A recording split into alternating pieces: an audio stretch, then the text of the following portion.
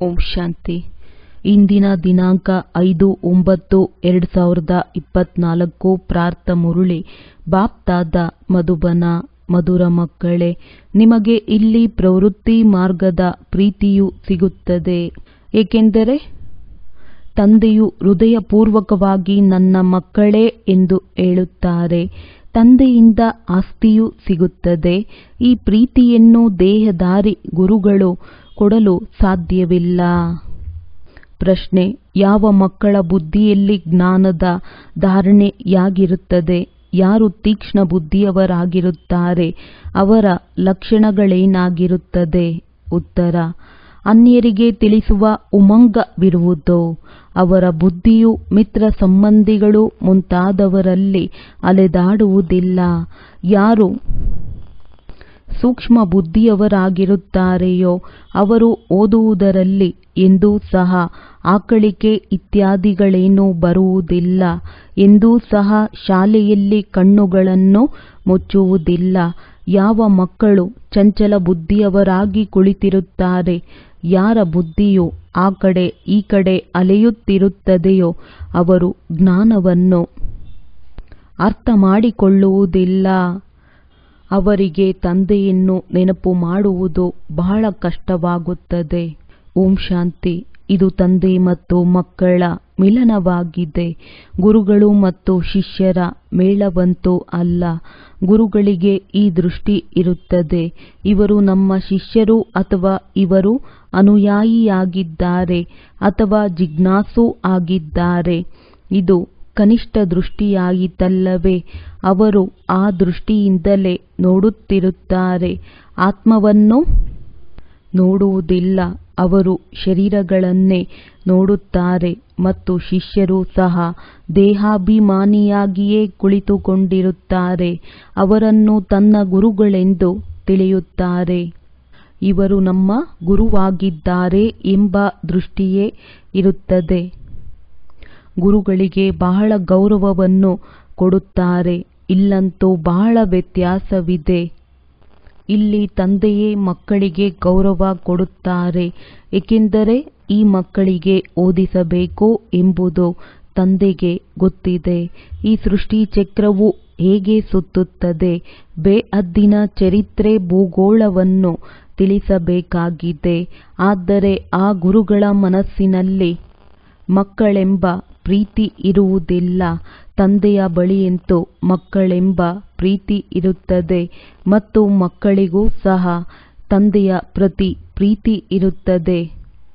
ನೀವು ತಿಳಿದುಕೊಳ್ಳುತ್ತೀರಿ, ನಿಮಗೆ ತಂದೆಯು ಸೃಷ್ಟಿ ಚಕ್ರದ ಜ್ಞಾನವನ್ನು ತಿಳಿಸುತ್ತಾರೆ. ಆ ಗುರುಗಳು ಏನನ್ನು ಕಲಿಸುತ್ತಾರೆ? ಅರ್ಧಕಲ್ಪದಿಂದ ಶಾಸ್ತ್ರ ಇತ್ಯಾದಿಗಳನ್ನೇ ತಿಳಿಸುತ್ತಾರೆ. ಭಕ್ತಿ ಮಾರ್ಗದ ಕರ್ಮವನ್ನು ಮಾಡುತ್ತಾ ಗಾಯತ್ರಿ ಮಂತ್ರ, ಸಂಧ್ಯಾ ವಂದನೆ ಇತ್ಯಾದಿಯನ್ನು ಕಲಿಸುತ್ತಾರೆ. ಇಲ್ಲಿ ತಂದೆಯು ಬಂದು ತನ್ನ ಪರಿಚಯವನ್ನು ಕೊಡುತ್ತಿದ್ದಾರೆ. ನಾವು ತಂದೆಯನ್ನು ಅರಿತುಕೊಂಡೇ ಇರಲಿಲ್ಲ. ಅವರನ್ನು ನಾವು ಸರ್ವವ್ಯಾಪಿ ಎಂದು ಹೇಳುತ್ತಿದ್ದೆವು. ಪರಮಾತ್ಮನು ಎಲ್ಲಿದ್ದಾನೆ ಎಂದು ಯಾವಾಗ ಕೇಳಿದರೂ ಸಹ ಸರ್ವವ್ಯಾಪಿಯಾಗಿದ್ದಾರೆಂದು ಕ್ಷಣದಲ್ಲಿಯೇ ಹೇಳಿಬಿಡುತ್ತಾರೆ. ತಮ್ಮ ಬಳಿ ಯಾರಾದರೂ ಬಂದರೆ ಇಲ್ಲಿ ಏನನ್ನು ಕಲಿಸುತ್ತೀರಿ ಎಂದು ಕೇಳಿದರೆ ತಿಳಿಸಿ, ನಾವು ರಾಜಯೋಗವನ್ನು ಕಲಿಸುತ್ತೇವೆ. ಯಾವುದರಿಂದ ತಾವು ಮನುಷ್ಯರಿಂದ ದೇವತೆಗಳು ಅರ್ಥಾತ್ ರಾಜರಾಗಬಹುದು? ಮನುಷ್ಯರಿಂದ ದೇವತೆಗಳನ್ನಾಗಿ ಮಾಡುವ ಸತ್ಸಂಗ ಮತ್ಯಾವುದೇ ಸತ್ಸಂಗ ಇರುವುದಿಲ್ಲ. ದೇವತೆಗಳು ಇರುವುದು ಸತ್ಯಯುಗದಲ್ಲಿ, ಕಲಿಯುಗದಲ್ಲಿ ಇರುವುದು ಮನುಷ್ಯರು. ಈಗ ನಾವು ನಿಮಗೆ ಇಡೀ ಸೃಷ್ಟಿ ಚಕ್ರದ ರಹಸ್ಯವನ್ನು ತಿಳಿಸುತ್ತೇನೆ. ಇದರಿಂದ ನೀವು ಚಕ್ರವರ್ತಿ ರಾಜರಾಗುತ್ತೀರಿ ಹಾಗೂ ಪಾವನರಾಗುವ ಬಹಳಷ್ಟು ಯುಕ್ತಿಯನ್ನು ನಿಮಗೆ ತಿಳಿಸುತ್ತೇನೆ. ಇಂತಹ ಯುಕ್ತಿಯನ್ನೆಂದು ಯಾರೂ ಸಹ ತಿಳಿಸಲು ಸಾಧ್ಯವಿಲ್ಲ. ಇದು ಸಹಜ ರಾಜಯೋಗವಾಗಿದೆ. ತಂದೆಯು ಪತಿತ ಪಾವನನಾಗಿದ್ದಾರೆ, ಅವರು ಸರ್ವಶಕ್ತಿವಂತನೂ ಆಗಿದ್ದಾರೆ ಅಂದ ಮೇಲೆ ಅವರನ್ನು ನೆನಪು ಮಾಡುವುದರಿಂದ ಪಾಪಗಳು ತುಂಡಾಗುತ್ತವೆ, ಏಕೆಂದರೆ ಯೋಗಾಗ್ನಿ ಆಗಿದೆಯಲ್ಲವೇ ಅಂದಾಗ ಇಲ್ಲಿ ಹೊಸ ಮಾತನ್ನು ಕಲಿಸುತ್ತೇವೆ. ಇದು ಜ್ಞಾನ ಮಾರ್ಗವಾಗಿದೆ. ಜ್ಞಾನ ಸಾಗರ ತಂದೆಯೊಬ್ಬರೇ ಆಗಿದ್ದಾರೆ. ಜ್ಞಾನ ಮತ್ತು ಭಕ್ತಿಯು ಬೇರೆ ಬೇರೆಯಾಗಿದೆ. ಜ್ಞಾನವನ್ನು ಕಲಿಸಲು ತಂದೆಯೇ ಬರಬೇಕಾಗುತ್ತದೆ, ಏಕೆಂದರೆ ಅವರೇ ಜ್ಞಾನ ಸಾಗರನಾಗಿದ್ದಾರೆ. ಅವರು ತಾನಾಗಿಯೇ ಬಂದು ತನ್ನ ಪರಿಚಯವನ್ನು ಕೊಡುತ್ತಾರೆ. ನಾನು ಎಲ್ಲರ ತಂದೆಯಾಗಿದ್ದೇನೆ. ಬ್ರಹ್ಮರವರ ಮೂಲಕ ಇಡೀ ಸೃಷ್ಟಿಯನ್ನು ಪಾವನ ಮಾಡುತ್ತೇನೆ. ಪಾವನ ಪ್ರಪಂಚವು ಸತ್ಯಯುಗವಾಗಿದೆ, ಪತಿತ ಪ್ರಪಂಚವು ಕಲಿಯುಗವಾಗಿದೆ. ಅಂದ ಮೇಲೆ ಇದು ಸತ್ಯಯುಗದ ಆದಿ ಕಲಿಯುಗದ ಅಂತ್ಯದ ಸಂಗಮವಾಗಿದೆ. ಇದನ್ನು ಅತಿ ಚಿಕ್ಕದಾದ ಯುಗವೆಂದು ಹೇಳಲಾಗುತ್ತದೆ. ಇದರಲ್ಲಿ ನಾವು ಜಂಪ್ ಮಾಡುತ್ತೇವೆ. ಎಲ್ಲಿಗೆ? ಹಳೆಯ ಪ್ರಪಂಚದಿಂದ ಹೊಸ ಪ್ರಪಂಚಕ್ಕೆ ಒಮ್ಮೆಲೆ ಜಿಗಿಯುತ್ತೇವೆ. ಸತ್ಯಯುಗದಿಂದ ನಿಧಾನವಾಗಿ ಏಣಿಯನ್ನು ಕೆಳಗಿಳಿಯುತ್ತಾ ಬಂದೆವು. ಆದರೆ ಇಲ್ಲಿ ನಾವು ಈ ಚೀಚಿ ಪ್ರಪಂಚದಿಂದ ಹೊಸ ಪ್ರಪಂಚದಲ್ಲಿ ಹೋಗುತ್ತೇವೆ. ನೇರವಾಗಿ ಅತಿ ಎತ್ತರದಲ್ಲಿ ಹೋಗುತ್ತೇವೆ. ಹಳೆಯ ಪ್ರಪಂಚವನ್ನು ಬಿಟ್ಟು ನಾವು ಹೊಸ ಪ್ರಪಂಚಕ್ಕೆ ಹೋಗುತ್ತೇವೆ. ಇದು ಬೇಹದ್ದಿನ ಮಾತಾಗಿದೆ. ಬೇಹದ್ದಿನ ಹಳೆಯ ಪ್ರಪಂಚದಲ್ಲಿ ಅನೇಕ ಮನುಷ್ಯರಿದ್ದಾರೆ. ಹೊಸ ಪ್ರಪಂಚದಲ್ಲಿ ಕೆಲವರೇ ಇರುತ್ತಾರೆ. ಅದಕ್ಕೆ ಸ್ವರ್ಗವೆಂದು ಹೇಳಲಾಗುತ್ತದೆ. ಅಲ್ಲಿ ಎಲ್ಲರೂ ಪವಿತ್ರರಾಗಿರುತ್ತಾರೆ. ಕಲಿಯುಗದಲ್ಲಿ ಎಲ್ಲರೂ ಅಪವಿತ್ರರಾಗಿದ್ದಾರೆ. ರಾವಣನು ಅಪವಿತ್ರರನ್ನಾಗಿ ಮಾಡುತ್ತಾನೆ. ತಂದೆಯು ಎಲ್ಲರಿಗೂ ತಿಳಿಸುತ್ತಾರೆ, ಮಕ್ಕಳೇ, ನೀವೀಗ ರಾವಣ ರಾಜ್ಯ ಅಥವಾ ಹಳೆಯ ಪ್ರಪಂಚದಲ್ಲಿದ್ದೀರಿ. ನೀವು ಮೊದಲು ರಾಮರಾಜ್ಯದಲ್ಲಿದ್ದೀರಿ. ಅದಕ್ಕೆ ಸ್ವರ್ಗವೆಂದು ಹೇಳಲಾಗುತ್ತದೆ. ನಂತರ 84 ಜನ್ಮಗಳ ಚಕ್ರವನ್ನು ಸುತ್ತುತ್ತಾ ಹೇಗೆ ಕೆಳಗೆ ಬಂದಿದ್ದೀರೆನ್ನುವುದನ್ನು ನಾನು ತಿಳಿಸುತ್ತೇನೆ. ಯಾರು ಒಳ್ಳೆಯ ಬುದ್ಧಿವಂತರಿರುವರೋ ಅವರು ತಕ್ಷಣದಲ್ಲಿ ತಿಳಿದುಕೊಳ್ಳುತ್ತಾರೆ. ಯಾರಿಗೆ ಬುದ್ಧಿಯಲ್ಲಿ ಬರುವುದಿಲ್ಲವೋ ಅವರು ಬಿಸಿ ತವೆಯ ಮೇಲೆ ನೀರು ಹಾಕಿದಂತೆ ಆ ಕಡೆ ಈ ಕಡೆ ನೋಡುತ್ತಿರುತ್ತಾರೆ, ಗಮನವಿಟ್ಟು ಕೇಳುವುದಿಲ್ಲ. ಈ ರೀತಿ ಹೇಳುತ್ತಾರಲ್ಲವೇ, ಬಿಸಿ ತವೆಯಂತಿದ್ದೀರಿ, ಏನು ಹೇಳಿದರೂ ಆರಿ ಹೋಗುತ್ತಿದೆ. ಸನ್ಯಾಸಿಗಳೂ ಸಹ ಕಥೆಯನ್ನು ಹೇಳುವಾಗ ಯಾರಾದರೂ ತೂಕಡಿಸಿದಾಗ ಅಥವಾ ಗಮನವು ಬೇರೆ ಕಡೆಯಲ್ಲಿ ಇರುತ್ತದೆ ಎಂದರೆ ತಕ್ಷಣವೇ ಕೇಳುತ್ತಾರೆ. ಈಗ ನಾವು ಏನು ತಿಳಿಸಿದ್ದೇವೆ? ಇಲ್ಲಿ ತಂದೆಯೂ ಸಹ ಎಲ್ಲರನ್ನೂ ನೋಡುತ್ತಿರುತ್ತಾರೆ. ಚಂಚಲ ಬುದ್ಧಿಯವರಾಗಿ ಯಾರೂ ಸಹ ಕುಳಿತಿಲ್ಲವೇ ಎಂದು ನೋಡುತ್ತಾರೆ. ಯಾರು ಸೂಕ್ಷ್ಮ ಬುದ್ಧಿಯವರಿರುತ್ತಾರೆಯೋ ಅವರು ವಿದ್ಯಾಭ್ಯಾಸದ ಸಮಯದಲ್ಲಿ ಆಕಳಿಸುವುದಿಲ್ಲ. ಶಾಲೆಯಲ್ಲಿ ಯಾರೂ ಸಹ ಕಣ್ಣುಗಳನ್ನು ಮುಚ್ಚಿ ಕುಳಿತುಕೊಳ್ಳುವ ನಿಯಮವಿಲ್ಲ. ಜ್ಞಾನವನ್ನು ಸ್ವಲ್ಪವೂ ಅರ್ಥ ಮಾಡಿಕೊಳ್ಳುವುದಿಲ್ಲ. ಅವರಿಗೆ ತಂದೆಯ ನೆನಪು ಮಾಡುವುದು ಬಹಳ ಕಷ್ಟವಾಗುತ್ತದೆ. ಅಂದ ಮೇಲೆ ಪಾಪವು ಹೇಗೆ ಭಸ್ಮವಾಗುತ್ತದೆ? ಸೂಕ್ಷ್ಮ ಬುದ್ಧಿಯವರು ಬಹಳ ಚೆನ್ನಾಗಿ ಧಾರಣೆ ಮಾಡಿಕೊಂಡು ಅನ್ಯರಿಗೂ ತಿಳಿಸುವ ಉಮಂಗವನ್ನಿಡುತ್ತಾರೆ. ಜ್ಞಾನವಿಲ್ಲದಿದ್ದರೆ ಬುದ್ಧಿಯು ಮಿತ್ರ ಸಂಬಂಧಿಗಳ ಕಡೆ ಅಲೆಯುತ್ತಿರುತ್ತದೆ. ಇಲ್ಲಿ ತಂದೆಯು ತಿಳಿಸುತ್ತಾರೆ, ಎಲ್ಲವನ್ನು ಮರೆಯಬೇಕಾಗಿದೆ. ಅಂತ್ಯದಲ್ಲಿ ಯಾವುದೇ ನೆನಪು ಬರಬಾರದು. ಈ ಬ್ರಹ್ಮರವರು ಗುರುಗಳು ಮುಂತಾದವರನ್ನು ನೋಡಿದ್ದಾರೆ. ಯಾರು ಪರಿಪಕ್ವ ಬ್ರಹ್ಮಜ್ಞಾನಿಗಳಾಗಿದ್ದಾರೆಯೋ ಅವರು ಮುಂಜಾನೆಯ ಸಮಯದಲ್ಲಿ ಕುಳಿತಿದ್ದಂತೆಯೇ ಬ್ರಹ್ಮ ತತ್ವವನ್ನು ನೆನಪು ಮಾಡುತ್ತಾ ಶರೀರವನ್ನು ಬಿಟ್ಟು ಬಿಡುತ್ತಾರೆ. ಅಲ್ಲಿ ಬಹಳ ಶಾಂತಿಯ ಪ್ರಕಂಪನಗಳಿರುತ್ತವೆ.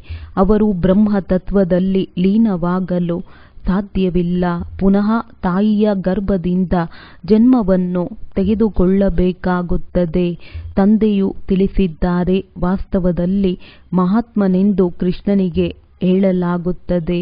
ಮನುಷ್ಯರು ಅರ್ಥವನ್ನು ತಿಳಿದುಕೊಳ್ಳದೆ ಸುಮ್ಮನೆ ಹೇಳಿಬಿಡುತ್ತಾರೆ. ತಂದೆಯು ತಿಳಿಸುತ್ತಾರೆ, ಶ್ರೀಕೃಷ್ಣನು ಸಂಪೂರ್ಣ ನಿರ್ವಿಕಾರಿಯಾಗಿದ್ದಾನೆ. ಆದರೆ ಅವರನ್ನು ಸನ್ಯಾಸಿ ಎಂದಲ್ಲ, ದೇವತೆ ಎಂದು ಹೇಳಲಾಗುತ್ತದೆ. ಸನ್ಯಾಸಿ ಎಂದು ಹೇಳುವುದರಲ್ಲಿ ಮತ್ತು ದೇವತೆ ಎಂದು ಹೇಳುವುದರಲ್ಲಿ ಅರ್ಥವಿದೆ. ಇವರು ಹೇಗೆ ದೇವತೆಯಾದರು? ಸನ್ಯಾಸಿಯಿಂದ ದೇವತೆಯಾದರೇನು? ಬೇಹದ್ದಿನ ಸನ್ಯಾಸ ಮಾಡಿದರು, ನಂತರ ಹೊಸ ಪ್ರಪಂಚದಲ್ಲಿ ಹೊರಟು ಹೋದರು. ಆ ಮನುಷ್ಯರಂತೂ ಅಲ್ಪಕಾಲದ ಸನ್ಯಾಸ ಮಾಡುತ್ತಾರೆ. ಬೇಹದ್ದಿನಲ್ಲಿ ಹೋಗಲು ಸಾಧ್ಯವಿಲ್ಲ.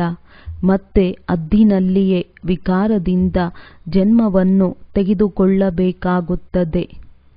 ಬೇಹದ್ದಿನ ಮಾಲೀಕರಾಗಲು ಸಾಧ್ಯವಿಲ್ಲ ಎಂದು ರಾಜಾರಾಣಿಯಾಗಲು ಸಾಧ್ಯವಿಲ್ಲ, ಏಕೆಂದರೆ ಅವರ ಧರ್ಮವೇ ಭಿನ್ನವಾಗಿದೆ.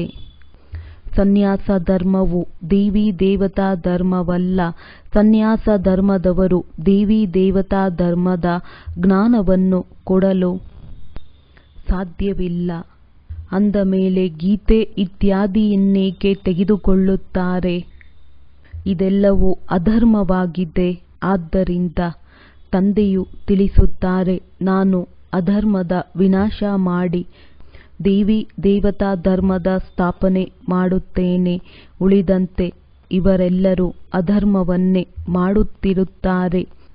ವಿಕಾರವು ಅಧರ್ಮವಲ್ಲವೇ? ಆದ್ದರಿಂದ ತಂದೆಯು ತಿಳಿಸುತ್ತಾರೆ, ಇದೆಲ್ಲದರ ವಿನಾಶ ಮತ್ತು ಒಂದು ಆದಿ ಸನಾತನ ದೇವಿ ದೇವತಾ ಧರ್ಮದ ಸ್ಥಾಪನೆ ಮಾಡುತ್ತಿದ್ದೀರಿ. ಯಾರೆಷ್ಟು ಪುರುಷಾರ್ಥ ಮಾಡುವರೋ ಅಷ್ಟು ಪದವಿಯನ್ನು ಪಡೆಯುತ್ತಾರೆ. ತಮ್ಮನ್ನು ಆತ್ಮವೆಂದು ನಿಶ್ಚಯ ಮಾಡಿಕೊಳ್ಳಬೇಕಾಗಿದೆ. ಬಲೆ ಗೃಹಸ್ಥ ವ್ಯವಹಾರದಲ್ಲಿರಿ, ಅದರಲ್ಲಿಯೂ ಎಷ್ಟು ಸಾಧ್ಯವೋ ಅಷ್ಟು ಹೇಳುತ್ತಾ ಕುಳಿತುಕೊಳ್ಳುತ್ತಾ ಪರಿಪಕ್ವ ಮಾಡಿಕೊಳ್ಳಬೇಕು. ಹೇಗೆ ಭಕ್ತರು ಮುಂಜಾನೆಯಲ್ಲಿ ಎದ್ದು ಏಕಾಂತದಲ್ಲಿ ಮಾಲೆಯನ್ನು ಜಪಿಸುತ್ತಾರೆ, ನೀವು ಇಡೀ ದಿನದ ಲೆಕ್ಕವನ್ನು ತೆಗೆಯುತ್ತೀರಿ. ಈ ಸಮಯದಲ್ಲಿ ಇಷ್ಟು ನೆನಪಿತ್ತು, ಇಡೀ ದಿನದಲ್ಲಿ ಇಷ್ಟು ನೆನಪಿತ್ತು ಎಂಬುದರ ಲೆಕ್ಕವನ್ನು ತೆಗೆಯಬೇಕು. ಭಕ್ತರು ಮುಂಜಾನೆಯಲ್ಲಿ ಮಾಲೆಯನ್ನು ಜಪಿಸುತ್ತಾರೆ. ಬಲೆ ಕೆಲವರು ಸತ್ಯ ಭಕ್ತರಾಗಿರುವುದಿಲ್ಲ. ಕೆಲವರ ಬುದ್ಧಿಯಂತೂ ಹೊರಗೆ ಅಲ್ಲಿ ಇಲ್ಲಿ ಅಲೆಯುತ್ತಿರುತ್ತದೆ. ಈಗ ನೀವು ತಿಳಿದುಕೊಂಡಿದ್ದೀರಿ, ಭಕ್ತಿಯಿಂದ ಯಾವುದೇ ಲಾಭವೂ ಸಿಗುವುದಿಲ್ಲ. ಇದು ಜ್ಞಾನವಾಗಿದೆ. ಇದರಿಂದ ಬಹಳ ಲಾಭವಾಗುತ್ತದೆ. ಈಗ ನಿಮ್ಮದು ಏರುವ ಕಲೆಯಾಗಿದೆ. ತಂದೆಯು ಪದೇ ಪದೇ ತಿಳಿಸುತ್ತಾರೆ, ಮನ್ಮನಾಭವ. ಗೀತೆಯಲ್ಲಿಯೂ ಈ ಅಕ್ಷರವಿದೆ, ಆದರೆ ಅದರ ಅರ್ಥವನ್ನು ಯಾರೂ ಸಹ ತಿಳಿಸಲು ಸಾಧ್ಯವಿಲ್ಲ. ಉತ್ತರವನ್ನು ತಿಳಿಸುವುದು ಬರುವುದೇ ಇಲ್ಲ. ವಾಸ್ತವದಲ್ಲಿ ಅದರ ಅರ್ಥವನ್ನು ಬರೆಯಲಾಗಿದೆ. ತಾವು ತಮ್ಮನ್ನು ಆತ್ಮವೆಂದು ತಿಳಿದು ದೇಹದ ಎಲ್ಲ ಧರ್ಮಗಳನ್ನು ಬಿಟ್ಟು ನನ್ನೊಬ್ಬನನ್ನೇ ನೆನಪು ಮಾಡಿರಿ. ಭಗವಾನುವಾಚ, ಇದೇ ಅಲ್ಲವೇ? ಆದರೆ ಅವರ ಬುದ್ಧಿಯಲ್ಲಿ ಕೃಷ್ಣ ಭಗವಂತನಿದ್ದಾನೆ. ಕೃಷ್ಣನಂತೂ ದೇಹಧಾರಿ ಪುನರ್ಜನ್ಮದಲ್ಲಿ ಬರುವವನಾಗಿದ್ದಾನಲ್ಲವೇ? ಅಂದ ಮೇಲೆ ಕೃಷ್ಣನನ್ನು ಭಗವಂತನೆಂದು ಹೇಳಲು ಹೇಗೆ ಸಾಧ್ಯ? ಸನ್ಯಾಸಿಗಳು ಮೊದಲಾದವರ ದೃಷ್ಟಿಯು ತಂದೆ ಮತ್ತು ಮಕ್ಕಳೆಂಬ ದೃಷ್ಟಿಯಿರಲು ಸಾಧ್ಯವಿಲ್ಲ. ಬಲೆ ಗಾಂಧೀಜಿಯನ್ನು ಸಹ ಬಾಪೂಜಿ ಎಂದು ಹೇಳುತ್ತಿದ್ದರು, ಆದರೆ ತಂದೆ ಮತ್ತು ಮಕ್ಕಳ ಸಂಬಂಧವೆಂದು ಹೇಳುವುದಿಲ್ಲ. ಅವರು ಸಾಕಾರಿಯಾದರಲ್ಲವೇ? ನಿಮಗೆ ತಿಳಿಸಲಾಗಿದೆ, ತಮ್ಮನ್ನು ಆತ್ಮವೆಂದು ತಿಳಿಯಿರಿ. ಇವರಲ್ಲಿ ಯಾವ ತಂದೆಯು ಕುಳಿತಿದ್ದಾರೆಯೋ ಅವರು ಬೇಹದ್ದಿನ ಬಾಪೂಜಿಯಾಗಿದ್ದಾರೆ. ಲೌಕಿಕ ಮತ್ತು ಪಾರಲೌಕಿಕ ಇಬ್ಬರೂ ತಂದೆಯರಿಂದ ಆಸ್ತಿಯು ಸಿಗುತ್ತದೆ. ಬಾಪೂಜಿಯಿಂದಂತೂ ಏನೂ ಸಿಗುವುದಿಲ್ಲ. ಆ ಭಾರತದ ರಾಜಧಾನಿಯು ಮರಳಿ ಸಿಕ್ಕಿತು. ಆದರೆ ಇದನ್ನು ಆಸ್ತಿ ಎಂದು ಹೇಳುವುದಿಲ್ಲ, ಅದರಲ್ಲಿ ಸುಖವೂ ಸಿಗಬೇಕಲ್ಲವೇ? ಇವೆರಡು ಆಸ್ತಿಗಳಿವೆ. ಒಂದು ಲೌಕಿಕ ತಂದೆಯ ಆಸ್ತಿ, ಇನ್ನೊಂದು ಅಲೌಕಿಕ ತಂದೆಯ ಆಸ್ತಿ. ಬ್ರಹ್ಮರವರಿಂದ ಯಾವುದೇ ಆಸ್ತಿಯೂ ಸಿಗುವುದಿಲ್ಲ. ಬಲೆ ಅವರು ಎಲ್ಲ ಪ್ರಜೆಗಳ ಪಿತನಾಗಿದ್ದಾರೆ. ಅವರನ್ನು ಗ್ರೇಟ್ ಗ್ರೇಟ್ ಗ್ರ್ಯಾಂಡ್ ಫಾದರ್ ಎಂದು ಹೇಳುತ್ತಾರೆ. ಅವರೇ ಸ್ವಯಂ ಹೇಳುತ್ತಾರೆ, ನನ್ನಿಂದ ನಿಮಗೆ ಯಾವುದೇ ಆಸ್ತಿಯೂ ಸಿಗುವುದಿಲ್ಲ, ನನ್ನಿಂದ ಆಸ್ತಿಯೂ ಸಿಗುವುದಿಲ್ಲ ಎಂದು ಇವರೇ ಹೇಳುತ್ತಾರೆಂದರೆ ಲೌಕಿಕ ತಂದೆಯಿಂದ ಆಸ್ತಿ ಏನು ಸಿಗುತ್ತದೆ? ಏನೂ ಸಿಗುವುದಿಲ್ಲ. ಬ್ರಿಟಿಷರಂತೂ ಹೊರಟು ಹೋದರು. ಅವರ ರಾಜಧಾನಿಯಲ್ಲಾದರೂ ಸ್ವಲ್ಪ ಸುಖವಿತ್ತು. ಈಗೇನಿದೆ? ಉಪವಾಸ, ಸತ್ಯಾಗ್ರಹ, ಪಿಕೆಟಿಂಗ್, ಮುಷ್ಕರ ಮುಂತಾದವುಗಳಿರುತ್ತವೆ. ಎಷ್ಟೊಂದು ಹೊಡೆದಾಟಗಳಾಗುತ್ತವೆ. ಯಾರ ಭಯವೂ ಇಲ್ಲ. ದೊಡ್ಡ ದೊಡ್ಡ ಅಧಿಕಾರಿಗಳನ್ನೂ ಸಹ ಸಾಯಿಸಿಬಿಡುತ್ತಾರೆ. ಸುಖಕ್ಕಿಂತಲೂ ದುಃಖವೇ ಇದೆ ಅಂದ ಮೇಲೆ ಇಲ್ಲಿಯೇ ಬೇಹದ್ದಿನ ಮಾತಿದೆ. ತಂದೆಯು ತಿಳಿಸುತ್ತಾರೆ, ಮೊದಲು ಇದನ್ನು ನಿಶ್ಚಯ ಮಾಡಿಕೊಳ್ಳಿರಿ, ನಾನು ಆತ್ಮನಾಗಿದ್ದೇನೆ, ಶರೀರವಲ್ಲ. ತಂದೆಯು ನಮ್ಮನ್ನು ದತ್ತು ಮಾಡಿಕೊಂಡಿದ್ದಾರೆ. ತಿಳಿಸಲಾಗುತ್ತದೆ, ಜ್ಞಾನಸಾಗರ ತಂದೆಯೂ ಬಂದಿದ್ದಾರೆ ಮತ್ತು ಸೃಷ್ಟಿಚಕ್ರದ ರಹಸ್ಯವನ್ನು ತಿಳಿಸುತ್ತಾರೆ. ಇದನ್ನು ಮತ್ಯಾರೂ ಸಹ ತಿಳಿಸಲು ಸಾಧ್ಯವಿಲ್ಲ. ತಂದೆಯು ತಿಳಿಸುತ್ತಾರೆ, ದೇಹ ಸಹಿತವಾಗಿ ದೇಹದ ಎಲ್ಲ ಧರ್ಮಗಳನ್ನು ಮರೆತು ನನ್ನೊಬ್ಬನನ್ನೇ ನೆನಪು ಮಾಡಿ.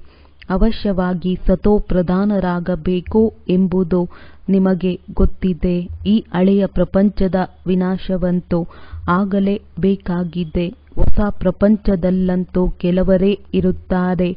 ಇಷ್ಟು ಕೋಟ್ಯಾಂತರ ಆತ್ಮರೆಲ್ಲಿ? 9 ಲಕ್ಷವೆಲ್ಲಿ? ಅಂದ ಮೇಲೆ ಇವರೆಲ್ಲರೂ ಎಲ್ಲಿಗೆ ಹೋಗುತ್ತಾರೆ? ಈಗ ನಿಮ್ಮ ಬುದ್ಧಿಯಲ್ಲಿದೆ, ನಾವೆಲ್ಲ ಆತ್ಮರು ಮೇಲಿದ್ದೆವು, ನಂತರ ಪಾತ್ರವನ್ನಭಿನಯಿಸಲು ಇಲ್ಲಿಗೆ ಬಂದೆವು. ಆತ್ಮವನ್ನು ಪಾತ್ರಧಾರಿ ಎಂದು ಹೇಳುತ್ತಾರೆ. ಆತ್ಮವು ಈ ಶರೀರದ ಜೊತೆ ಪಾತ್ರವನ್ನಭಿನಯಿಸುತ್ತದೆ. ಆತ್ಮಕ್ಕೆ ಕರ್ಮೇಂದ್ರಿಯಗಳಂತೂ ಇರಬೇಕಲ್ಲವೇ? ಆತ್ಮವು ಎಷ್ಟೊಂದು ಸೂಕ್ಷ್ಮವಾಗಿದೆ. 84 ಲಕ್ಷ ಜನ್ಮಗಳಲ್ಲ, 84 ಜನ್ಮಗಳನ್ನು ತೆಗೆದುಕೊಳ್ಳುತ್ತದೆ. ನಂತರ ಪಾತ್ರವನ್ನು ಹೇಗೆ ಪುನರಾವರ್ತನೆ ಮಾಡುತ್ತದೆ? ಅದು ನೆನಪಿರುವುದಕ್ಕೆ ಸಾಧ್ಯವಿಲ್ಲ. ಸ್ಮೃತಿಯಿಂದ ಹೊರಟು ಹೋಗುತ್ತದೆ. 84 ಜನ್ಮಗಳೇ ನಿಮಗೆ ನೆನಪಿರುವುದಿಲ್ಲ, ಮರೆತು ಹೋಗುತ್ತೀರಿ. ಅಂದ ಮೇಲೆ 84 ಲಕ್ಷ ಜನ್ಮಗಳಿರಲು ಸಾಧ್ಯವಿಲ್ಲ. ಈಗ ನೀವು ಮಕ್ಕಳು, ತಂದೆಯನ್ನು ನೆನಪು ಮಾಡಿ ಪವಿತ್ರರಾಗಬೇಕಾಗಿದೆ. ಈ ಯೋಗಾಗ್ನಿಯಿಂದ ವಿಕರ್ಮಗಳು ವಿನಾಶವಾಗುತ್ತದೆ. ಮಕ್ಕಳಿಗೆ ಈ ನಿಶ್ಚಯವೂ ಇದೆ, ನಾವು ಕಲ್ಪಕಲ್ಪವೂ ಬೇಹದ್ದಿನ ತಂದೆಯಿಂದ ಬೇಹದ್ದಿನ ಆಸ್ತಿಯನ್ನು ತೆಗೆದುಕೊಳ್ಳುತ್ತೇವೆ. ಸ್ವರ್ಗವಾಸಿಯಾಗಲು ತಂದೆಯು ತಿಳಿಸಿದ್ದಾರೆ. ಮಕ್ಕಳೇ, ನನ್ನೊಬ್ಬನನ್ನೇ ನೆನಪು ಮಾಡಿ, ಏಕೆಂದರೆ ನಾನೇ ಪತಿತ ಪಾವನನಾಗಿದ್ದೇನೆ. ನೀವು ತಂದೆಯನ್ನು ಕರೆದಿದ್ದೀರಲ್ಲವೇ? ಆದ್ದರಿಂದ ತಂದೆಯು ಪಾವನರನ್ನಾಗಿ ಮಾಡಲು ಬಂದಿದ್ದಾರೆ. ದೇವತೆಗಳು ಪಾವನರಾಗಿರುತ್ತಾರೆ, ಮನುಷ್ಯರು ಪತಿತರಾಗಿದ್ದಾರೆ. ಈಗ ಪುನಃ ಪಾವನರಾಗಿ ಶಾಂತಿಧಾಮಕ್ಕೆ ಹೋಗಬೇಕಾಗಿದೆ. ನೀವು ಶಾಂತಿಧಾಮಕ್ಕೆ ಹೋಗಲು ಬಯಸುತ್ತೀರೋ ಅಥವಾ ಸುಖಧಾಮದಲ್ಲಿ ಬರಲು ಬಯಸುತ್ತೀರಾ? ಸುಖವು ಕಾಗೆಯ ಎಂಜಲಿಗೆ ಸಮವಾಗಿದೆ. ನಮಗೆ ಶಾಂತಿಯೇ ಬೇಕೆಂದು ಸನ್ಯಾಸಿಗಳು ಹೇಳುತ್ತಾರೆ. ಆದ್ದರಿಂದ ಅವರು ಸತ್ಯಯುಗದಲ್ಲಿ ಬರಲು ಸಾಧ್ಯವಿಲ್ಲ. ಸತ್ಯಯುಗದಲ್ಲಿ ಪ್ರವೃತ್ತಿ ಮಾರ್ಗದ ಪ್ರೀತಿ ಇತ್ತು. ದೇವತೆಗಳು ನಿರ್ವಿಕಾರಿಗಳಾಗಿದ್ದರು. ಅವರೇ ಪುನರ್ಜನ್ಮವನ್ನು ತೆಗೆದುಕೊಳ್ಳುತ್ತಾ ಪತಿತರಾಗುತ್ತಾರೆ. ಈಗ ತಂದೆಯು ತಿಳಿಸುತ್ತಾರೆ, ಮಕ್ಕಳೇ, ನಿರ್ವಿಕಾರಿಗಳಾಗಬೇಕಾಗಿದೆ. ಸ್ವರ್ಗದಲ್ಲಿ ಹೋಗಬೇಕೆಂದರೆ ನನ್ನನ್ನು ನೆನಪು ಮಾಡುತ್ತೀರೆಂದರೆ ನಿಮ್ಮ ಎಲ್ಲ ಪಾಪಗಳು ಭಸ್ಮವಾಗಿ ಪುಣ್ಯಾತ್ಮರಾಗಿ ಬಿಡುತ್ತೀರಿ. ನಂತರ ಶಾಂತಿಧಾಮ ಸುಖಧಾಮಕ್ಕೆ ಹೋಗುತ್ತೀರಿ. ಅಲ್ಲಿ ಶಾಂತಿಯೂ ಇತ್ತು, ಸುಖವೂ ಇತ್ತು. ಈಗ ತಂದೆಯು ತಿಳಿಸುತ್ತಾರೆ, ಮಕ್ಕಳೇ, ನಿರ್ವಿಕಾರಿಗಳಾಗಿರಿ. ಸ್ವರ್ಗದಲ್ಲಿ ಹೋಗಬೇಕೆಂದರೆ ನನ್ನನ್ನು ನೆನಪು ಮಾಡಿದಾಗ ನಿಮ್ಮ ಎಲ್ಲ ಪಾಪಗಳು ಭಸ್ಮವಾಗಿ ಪುಣ್ಯಾತ್ಮರಾಗಿ ಬಿಡುತ್ತೀರಿ. ನಂತರ ಶಾಂತಿಧಾಮ ಸುಖಧಾಮಕ್ಕೆ ಹೋಗುತ್ತೀರಿ. ಅಲ್ಲಿ ಶಾಂತಿಯೂ ಇತ್ತು, ಸುಖವೂ ಇತ್ತು. ಈಗ ದುಃಖಧಾಮವಾಗಿದೆ. ಈಗ ತಂದೆಯು ಬಂದು ದುಃಖಧಾಮದ ವಿನಾಶ, ಸುಖಧಾಮದ ಸ್ಥಾಪನೆ ಮಾಡುತ್ತಾರೆ. ಚಿತ್ರಗಳು ಸಹ ಸನ್ಮುಖದಲ್ಲಿ ನಿಂತಿದೆ. ನಂತರ ಸತ್ಯಯುಗದಲ್ಲಿ ಸ್ವಲ್ಪ ಭಾಗವೇ ಉಳಿಯುತ್ತದೆ. ಇಷ್ಟೆಲ್ಲ ಖಂಡಗಳು ಅಲ್ಲಿರುವುದಿಲ್ಲ. ವಿಶ್ವದ ಇತಿಹಾಸ ಭೂಗೋಳವೆಲ್ಲವನ್ನು ತಂದೆಯೇ ತಿಳಿಸಿಕೊಡುತ್ತಾರೆ. ಇದು ಪಾಠಶಾಲೆಯಾಗಿದೆ. ಭಗವಾನುವಾಚ, ಮೊಟ್ಟ ಮೊದಲನೆಯದಾಗಿ ತಂದೆಯ ಪರಿಚಯವನ್ನು ಕೊಡಬೇಕಾಗುತ್ತದೆ. ಈಗ ಕಲಿಯುಗವಿದೆ ಮತ್ತೆ ಸತ್ಯಯುಗದಲ್ಲಿ ಹೋಗಬೇಕಾಗಿದೆ. ಆನಂತರ ಸುಖವೇ ಸುಖವಿರುತ್ತದೆ. ಒಬ್ಬರನ್ನೇ ನೆನಪು ಮಾಡುವುದು ಅವ್ಯಭಿಚಾರಿ ನೆನಪಾಗಿದೆ. ಶರೀರವನ್ನು ಸಹ ಮರೆತು ಬಿಡಬೇಕು. ಶಾಂತಿಧಾಮದಿಂದ ಬಂದಿದ್ದೀರಿ. ಈಗ ಮತ್ತೆ ಶಾಂತಿಧಾಮಕ್ಕೆ ಹೊರಟು ಹೋಗುತ್ತೀರಿ. ಈಗ ನೀವು ಕುಳಿತುಕೊಂಡು ಬಹಳ ಚೆನ್ನಾಗಿ ತಿಳಿಸಬೇಕಾಗುತ್ತದೆ. ಮೊದಲು ಇಷ್ಟೊಂದು ಚಿತ್ರಗಳಿರಲಿಲ್ಲ. ಚಿತ್ರಗಳಿಲ್ಲದೆಯೂ ಸಹ ಸಾರ ರೂಪದಲ್ಲಿ ತಿಳಿಸಲಾಗುತ್ತಿತ್ತು. ಈ ಪಾಠಶಾಲೆಯಲ್ಲಿ ಮನುಷ್ಯರಿಂದ ದೇವತೆಗಳಾಗಿ ಬಿಡಬೇಕು. ಈ ಜ್ಞಾನವು ಹೊಸ ಪ್ರಪಂಚಕ್ಕಾಗಿ ಇದೆ. ಅದನ್ನು ತಂದೆಯೇ ಕೊಡುತ್ತಾರಲ್ಲವೇ. ತಂದೆಯ ದೃಷ್ಟಿಯು ಮಕ್ಕಳ ಮೇಲಿರುತ್ತದೆ. ನಾನು ಆತ್ಮರಿಗೆ ಓದಿಸುತ್ತೇನೆಂದು ತಂದೆಯು ತಿಳಿಸುತ್ತಾರೆ. ನೀವು ಸಹ ಬೇಹದ್ದಿನ ತಂದೆಯು ನಮಗೆ ತಿಳಿಸುತ್ತಾರೆಂದು ತಿಳಿದುಕೊಳ್ಳುತ್ತೀರಿ. ಅವರ ಹೆಸರಾಗಿದೆ ಶಿವ. ಕೇವಲ ಬೇಹದ್ದಿನ ಬಾಬಾ ಎಂದು ಹೇಳುವುದರಿಂದ ತಬ್ಬಿಬ್ಬಾಗುತ್ತಾರೆ. ಏಕೆಂದರೆ ವರ್ತಮಾನದಲ್ಲಿ ಬಾಬಾ ಎನ್ನುವವರು ಅನೇಕರಿದ್ದಾರೆ. ಮುನ್ಸಿಪಾಲಿಟಿಯ ಮೇಯರನ್ನು ಸಹ ಬಾಬಾ ಎಂದು ಹೇಳುತ್ತಾರೆ. ತಂದೆಯು ತಿಳಿಸುತ್ತಾರೆ, ನಾನು ಇವರಲ್ಲಿ ಬಂದಾಗಲೂ ಸಹ ನನ್ನ ಹೆಸರು ಶಿವ ಎಂದೇ ಆಗಿದೆ. ನಾನು ಈ ರಥದ ಮೂಲಕ ನಿಮಗೆ ಜ್ಞಾನವನ್ನು ಕೊಡುತ್ತೇನೆ. ಇವರನ್ನು ದತ್ತು ಮಾಡಿಕೊಂಡಿದ್ದೇನೆ. ಇವರಿಗೆ ಪ್ರಜಾಪಿತ ಬ್ರಹ್ಮನೆಂದು ಹೆಸರನ್ನಿಟ್ಟಿದ್ದೇನೆ. ಇವರಿಗೂ ಸಹ ನನ್ನಿಂದಲೇ ಆಸ್ತಿಯು ಸಿಗುತ್ತದೆ. ಒಳ್ಳೆಯದು. ಮಧುರಾತಿ ಮಧುರ ಅಗಲಿ ಮರಳಿ ಸಿಕ್ಕಿರುವ ಮಕ್ಕಳ ಪ್ರತಿ ಮಾತ್ಪಿತಾ ಬಾಪ್ ತಾದಾರವರ ನೆನಪು, ಪ್ರೀತಿ ಹಾಗೂ ಸುಪ್ರಭಾತ. ಆತ್ಮೀಯ ಮಕ್ಕಳಿಗೆ ಆತ್ಮೀಯ ತಂದೆಯ ನಮಸ್ತೆ. ಧಾರಣೆಗಾಗಿ ಮುಖ್ಯ ಸಾರ. ಈಗ ಹಳೆಯ ಪ್ರಪಂಚದಿಂದ ಹೊಸ ಪ್ರಪಂಚಕ್ಕೆ ಜಂಪ್ ಮಾಡುವ ಸಮಯವಾಗಿದೆ. ಆದ್ದರಿಂದ ಈ ಹಳೆಯ ಪ್ರಪಂಚದಿಂದ ಬೇಹದ್ದಿನ ಸನ್ಯಾಸವನ್ನು ಮಾಡಬೇಕಾಗಿದೆ. ಇದನ್ನು ಬುದ್ಧಿಯಿಂದ ಮರೆಯಬೇಕಾಗಿದೆ. ವಿದ್ಯೆಯ ಮೇಲೆ ಪೂರ್ಣ ಗಮನವನ್ನು ಕೊಡಬೇಕಾಗಿದೆ. ಶಾಲೆಯಲ್ಲಿ ಕಣ್ಣು ಮುಚ್ಚಿ ಕುಳಿತುಕೊಳ್ಳುವ ನಿಯಮವಿಲ್ಲ. ಗಮನವಿರಲಿ. ವಿದ್ಯಾಭ್ಯಾಸದ ಸಮಯದಲ್ಲಿ ಬುದ್ಧಿಯು ಆ ಕಡೆ ಈ ಕಡೆ ಅಲೆಯಬಾರದು. ಆಕಳಿಕೆ ಬರಬಾರದು. ಏನನ್ನು ಕೇಳುತ್ತೀರಿ ಅದು ಧಾರಣೆಯಾಗುತ್ತಾ ಇರಬೇಕು. ವರದಾನ. ಆತ್ಮೀಯ ನಶೆಯ ಮೂಲಕ ಹಳೆಯ ಪ್ರಪಂಚವನ್ನು ಮರೆಯುವಂತಹ ಸ್ವರಾಜ್ಯ ಅಧಿಕಾರಿ ಭವ. ಸಂಗಮ ಯುಗದಲ್ಲಿ ಯಾರು ತಂದೆಯ ಆಸ್ತಿಗೆ ಅಧಿಕಾರಿಯಾಗುತ್ತಾರೆ ಅವರೇ ಸ್ವರಾಜ್ಯ ಮತ್ತು ವಿಶ್ವರಾಜ್ಯ ಅಧಿಕಾರಿಯಾಗುತ್ತಾರೆ. ಇಂದು ಸ್ವರಾಜ್ಯವಿದೆ, ನಾಳೆ ವಿಶ್ವದ ರಾಜ್ಯವಿರುವುದು. ಇಂದು ನಾಳೆಯ ಮಾತಾಗಿದೆ. ಇಂತಹ ಅಧಿಕಾರಿ ಆತ್ಮ ಆತ್ಮೀಯ ನಶೆಯಲ್ಲಿರುವುದು ಮತ್ತು ಈ ನಶೆ ಹಳೆಯ ಪ್ರಪಂಚವನ್ನು ಸಹಜವಾಗಿ ಮರೆಸಿಬಿಡುವುದು. ಅಧಿಕಾರಿ ಎಂದು ಯಾವುದೇ ವಸ್ತುವಿನ, ವ್ಯಕ್ತಿಯ ಸಂಸ್ಕಾರದ ಅಧೀನ ಆಗಲು ಸಾಧ್ಯವಿಲ್ಲ. ಅದ್ದಿನ ಮಾತುಗಳನ್ನು ಅವರು ಬಿಡುವ ಅಗತ್ಯವಿರಲ್ಲ. ಸ್ವತಃವಾಗಿ ಬಿಟ್ಟು ಹೋಗಿ ಬಿಡುತ್ತವೆ. ಸ್ಲೋಗನ್. ಪ್ರತಿ ಸೆಕೆಂಡ್, ಪ್ರತಿ ಶ್ವಾಸ, ಪ್ರತಿ ಖಜಾನೆಯನ್ನು ಸಫಲ ಮಾಡಿಕೊಳ್ಳುವಂತವರೇ ಸಫಲತಾ ಮೂರ್ತಿಗಳಾಗುತ್ತಾರೆ. ಒಳ್ಳೆಯದು. ಓಂ ಶಾಂತಿ.